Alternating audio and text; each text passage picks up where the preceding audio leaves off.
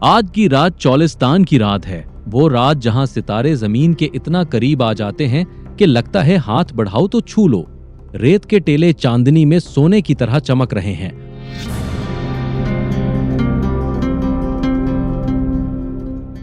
اور اس بے کران صحرا کے دل میں کھڑا ہے قلعہ ڈیراور۔ یہ قلعہ ڈیراور ہے صحرائے چولستان کا سب سے طاقتور اور سب سے خوبصورت قلعہ۔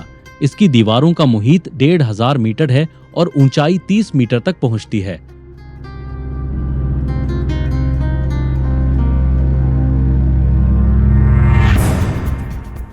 ریت کے سمندر میں یہ قلعہ ایسے کھڑا ہے جیسے کوئی دیو صدیوں سے نگرانی کر رہا ہو۔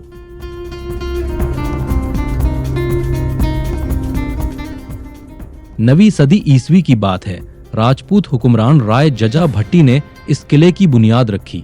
یہ قلعہ اصل میں راول دیو راج بھٹی کے احترام میں بنایا گیا تھا۔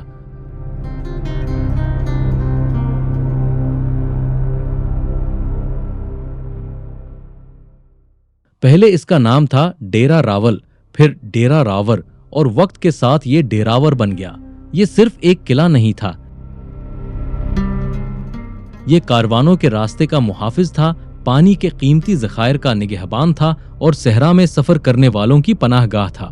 18ویں صدی آئی۔ 1733 عیسوی میں بہاولپور کے نواب صادق محمد خان اول نے یہ قلعہ فتح کر لیا۔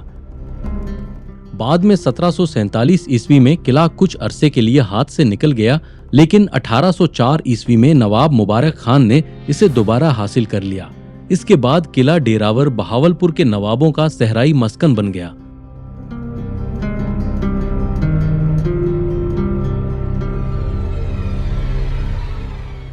یہاں محلات، مسجدیں اور شاہی قبرستان بنے۔ نزدیک ہی موتی مسجد کھڑی ہے۔ اب دیکھیں اس رات کو، جب چاند قلعے کی دیواروں پر چاندنی بکھیرتا ہے، جب ہوا ریت کے دانوں کو اٹھا کر پرانی کہانیاں سناتی ہے، جب خاموشی اتنی گہری ہوتی ہے کہ انسان اپنے دل کی دھڑکن سن سکتا ہے۔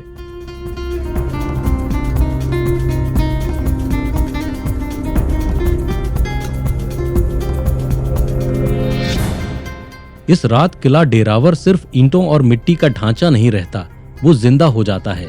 اس کی دیواروں میں راجپوتوں کی بہادری، عباسیوں کی سلطنت اور صحرا کی خاموش جدوجہد سانس لیتی ہے۔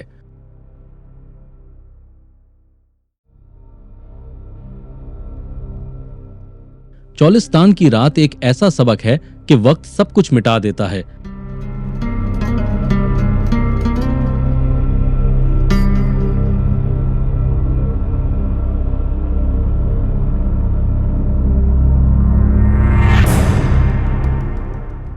لیکن کچھ چیزیں ریت میں دفن ہو کر بھی زندہ رہتی ہیں۔